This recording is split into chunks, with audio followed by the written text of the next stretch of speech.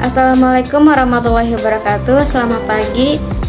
Yang terhormat Bapak Aziz Fathur Rahman MSI selaku dosen pengampu sejarah peradaban Islam dan teman-teman kelas F yang berbahagia. Puji syukur marilah kita panjatkan kepada Allah Subhanahu wa taala yang telah memberikan kita berbagai macam nikmat, terutama nikmat kesehatan. Tak lupa marilah kita salawat serta salam semoga tercurahkan kepada junjungan kita yaitu Nabi besar Muhammad SAW. Pada hari ini saya Kaila Numaria sebagai moderator akan mengampu kegiatan diskusi pada hari ini. Topik yang akan dibicarakan mengenai sejarah perang salib. Sebelum mulai diskusi dimulai, saya akan memperkenalkan anggota kelompok saya yaitu kelompok 10 yang akan menyampaikan materi. Yaitu pertama ada Melawati, kedua saya sendiri Kaila Nurmalia, dan ketiga ada Siti Farihah. Baik, saya akan menjelaskan tentang pengertian perang salib. Perang salib merupakan perang keagamaan selama 2 abad yang terjadi sebagai reaksi umat Kristen di Eropa terhadap umat Islam di Asia yang dianggap sebagai pihak penyerang sejak tahun 632 sampai meletusnya perang salib. Sejumlah kota-kota penting dan tempat suci umat Kristen telah diduduki umat Islam seperti Suriah, Asia, Spanyol. Disebut perang salib karena ekspedisi militer Kristen menggunakan salib sebagai simbol pemersatu untuk menunjukkan bahwa peperangan yang mereka lakukan adalah perang suci dan bertujuan untuk membebaskan kota suci Baitul Maqdis dari tangan orang-orang Islam. Bagi orang-orang Eropa, perang salib dikaitkan dengan kebangkitan kembali agama dan dikaitkan dengan suatu gerakan kehormatan besar di mana dunia Kristen Barat mengalami kesadaran identitas yang baru.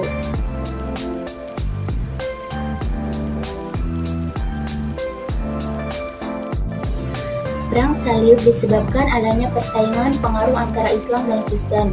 Penguasa Islam, Alf Arslan, yang memimpin gerakan ekspansi yang kemudian dikenal dengan peristiwa Mazkirat pada tahun 460 Hijriah menjadikan orang-orang Romawi tentara Alf Arslan yang berkekuatan 15.000 prajurit berhasil mengalahkan tentara Romawi yang berjumlah 200. Peristiwa besar itu menamakan benih permusuhan dan kebencian orang-orang Kristen terhadap umat Islam yang kemudian mencetuskan perang salib. Kebencian itu bertambah setelah dinasti Saljuk dapat merebut Baitul Maqdis pada tahun 471 Hijriah dari kekuasaan dinasti Fatimiyah di Mesir. Penguasa Saljuk menetapkan peraturan bagi umat Kristen yang ingin berziarah ke sana. Peraturan ini didasarkan sangat menyulitkan mereka. Rakyat Muslim mengungsi ke Damaskus dan Irak ketika Yerusalem jatuh dan terjadi pembunuhan. Pada bulan Juli 1099, Khalifah Al-Mu'tasim mendorong para ulama untuk mendesak pada amir dan pengerakan agar bergabung dalam jihad yang tidak ada hasilnya pula. Faktor penyebab perang salib. Yang pertama, fakta agama. Semenjak dinasti Saljuk merebut Baitul Maqdis dari tangan dinasti Fatimiyah pada tahun 1070 pihak Kristen merasa tidak bebas lagi menuntut ibadah ke Baitul Maqdis karena pada penguasaan Saljuk menetapkan sejumlah peraturan yang dianggap mempersulit mereka yang hendak melaksanakan ibadah ke Baitul Maqdis, serta mereka yang pulang ziarah sering mengeluh karena mendapat perlakuan buruk dari orang-orang Turki Saljuk yang panik. Umat Kristen merasa perlakuan pada penguasa dinasti Saljuk itu perbedaan merasa besarnya faktor agama dalam mengorbankan semangat perang salib sebagai reaksi atas perlakuan buruk orang-orang Turki Saljuk kepada orang-orang Kristen yang ziarah ke Baitul. Yang kedua, faktor politik. Kekalahan Bizantium di Mazikert pada tahun 1071 Masehi dan jatuhnya Asia Kecil ke dalam kekuasaan dinasti Saljuk telah mendorong Kaisar Alexius I Comnenus untuk meminta bantuan kepada Paus Urbanus II dalam usahanya untuk mengembalikan kekuasaannya di daerah-daerah pendudukan dinasti Saljuk. Kemudian, dengan adanya janji Kaisar Alexius untuk tunduk di bawah kekuasaan Paus di Roma, dan dengan harapan untuk dapat mempersatukan gereja Yunani dan Roma, maka Paus Urbanus II pun bersedia membantu Bizantium. Pada waktu itu, Paus Urbanus II memiliki kekuasaan dan pengaruh yang sangat besar terhadap raja-raja di wilayah kekuasaannya, karena ia dapat menjatuhkan sanksi kepada raja-raja yang membangkang dengan perintah Paus Urbanus II untuk mencopot pengakuan sebagai raja. Yang ketiga, faktor ekonomi. Pedagang-pedagang besar yang berada di pantai timur Laut Tengah, terutama yang berada di kota Venezia, Genoa, dan Pisa, mereka berambisi untuk menguasai sejumlah kota-kota dagang di sepanjang pantai timur dan selatan Laut Tengah untuk memperluas jaringan perdagangan mereka. Mereka rela menanggung sebahagian dana perang salib dengan tujuan agar menjadikan kawasan tersebut sebagai pusat perdagangan mereka apabila pihak Kristen Eropa memperoleh kemenangan dalam perang salib. Yang C. Proses berlangsungnya perang salib.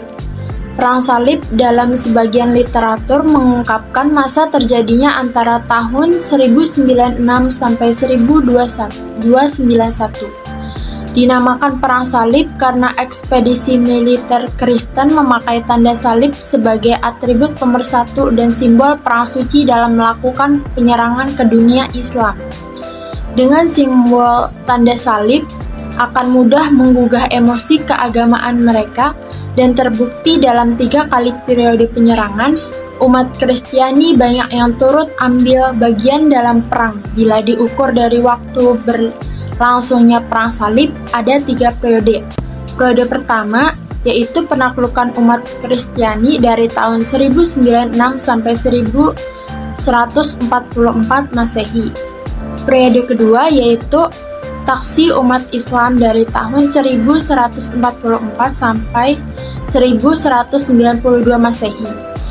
Periode ketiga yaitu kehancuran pasukan salib dari tahun 1192 sampai 1291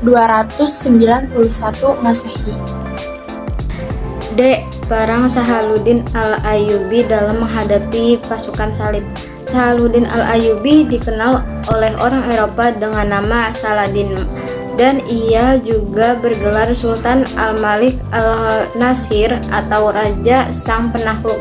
Ia adalah pendiri dinasti Ayyubiyah di Mesir selama 80 tahun.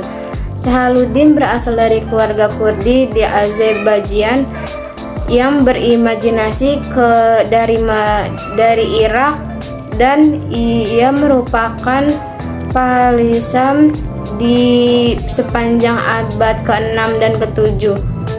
Berkat Salahuddin, umat dan peradaban Islam selamat dari kehancuran akibat pasukan salib. Awan paling mengagumkan yang pernah dipersembahkan oleh peradaban. E. Dampak perang salib. Sejak terjadinya perang salib yang pertama sampai lenyapnya kaum salib dan kekuasaannya di timur merupakan suatu peristiwa yang penting yang wajib dicatat oleh sejarah. Peristiwa tersebut akan ditransfer terus oleh generasi ke generasi karena perang salib ini tidak hanya meninggalkan hasil-hasil yang negatif, misalnya kemusnahan dan kehancuran fisik khususnya di negara-negara Islam, tetapi juga meninggalkan hasil-hasil yang positif, terutama terhadap bangsa Eropa. Meskipun bangsa Eropa gagal membebaskan Palestina dari kekuasaan umat Islam selama kurang lebih 3 abad berlangsungnya perang salib. Dampak-dampak positif yang diperoleh Eropa. 1. Bertambahnya wilayah kerajaan Bizantium sehingga dapat menyeram dan menghalangi penyerangan pengetahuan ke Eropa. Lalu yang kedua, pasukan salib dapat perkenalan dengan kebudayaan Islam yang sudah maju, terutama dalam bidang ilmu pengetahuan. Lalu yang ketiga, manusia mulai mengkritik terhadap berita-berita pembukaan negara baru yang dibawa oleh kaum salib ke Eropa dan sebagai bukti keinsafan mereka ialah perjalanan Mount Chopo. Lalu yang keempat, kontrak dagang antara timur dan barat semakin pesat.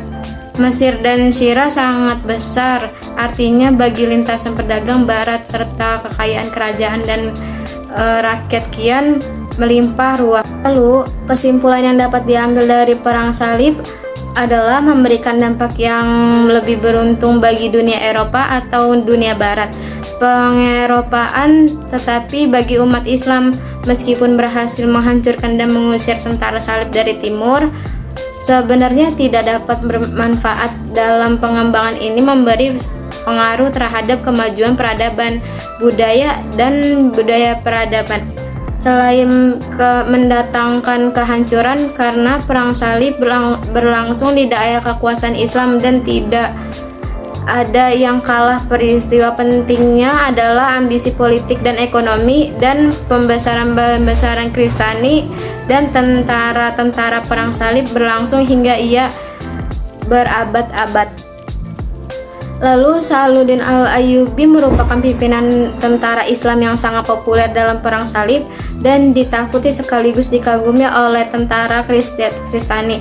Kesuksesan dalam pengalahan pasukan perang salib menjadi barometer bagi pemimpin-pemimpin tentara Islam kemudian dalam pengusiran pasukan salib dari timur. Perang salib menyebabkan kerugian bagi kedua belah pihak dan khususnya bagi dunia Islam. Perang salib telah meninggalkan dampak yang negatif bagi dunia Islam karena menyebabkan terjadinya kemusuhan dan kehancuran fisik dan begitupun sebaliknya bagi dunia Eropa.